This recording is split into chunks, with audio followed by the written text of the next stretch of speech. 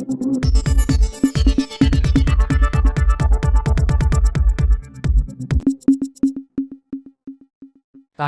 ভারতীয় ইয়াবাসহ বিজিবির হাতে যুবক আটক। বিস্তারিত থাকছে সুনামগঞ্জ প্রতিনিধি আমির হোসেনের পাঠানো তথ্য ও ভিডিও চিত্রে।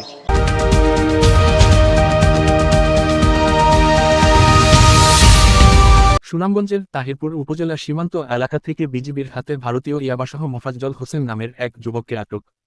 আটককৃত মোফাজ্জল উপজেলার উত্তর শ্রীপুর ইউনিয়নের রজনী লাইন গ্রামের আব্দুস ছাত্তার এর পুত্র। বুধবার 14 জানুয়ারি ভোর রাতে উপজেলার উত্তর শ্রীপুর ইউনিয়নের রজনী লাইন এলাকা থেকে তাকে আটক করে টেকেরঘাট বিওপি টহল দল উপজেলার উত্তর শ্রীপুর ইউনিয়নের রজনী লাইন এলাকায় অভিযান চালিয়ে 182টি ভারতীয় ইয়াবা ট্যাবলেট, একটি মোটরসাইকেল, গ্রামীণ সিম একটি, মোবাইল ফোন একটি ও বাংলাদেশি 4038 টাকা সহ মোফাজ্জল হোসেনকে আটক করে। আটকের সত্যতা নিশ্চিত করে বাংলাদেশ বর্ডার গার্ডের সুনামগঞ্জ 28 ব্যাটালিয়নের অধিনায়ক lieutenant colonel AKM Zakaria Kadir জানিয়েছেন, আটক মোফাজ্জল হোসেনকে তাহিরপুর থানায় সোপর্দ করা হয়েছে এবং সীমান্তে গোয়েন্দা নজরদারি অভিযান অব্যাহত রয়েছে।